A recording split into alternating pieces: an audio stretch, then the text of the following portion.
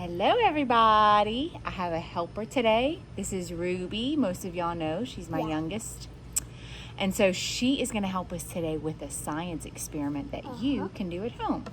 So the lesson of today's science experiment is that we need to always make sure to wash our hands. Wash our hands. And we're going to show you with these 3 things why it's very important to wash your hands.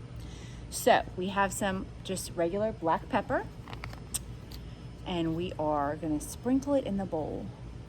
So the black pepper will represent germs. The black pepper is all the yucky germs. So if she comes in here and sticks her finger in that without washing her hands, germs. Look, all that pepper is the germs stuck to her finger. Now she's going to dip her finger in some regular soap, some dish soap. So coat your finger in that soap.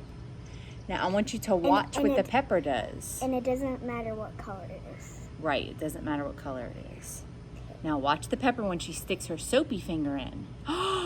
Did you see that? It's spread all over the place away from her finger.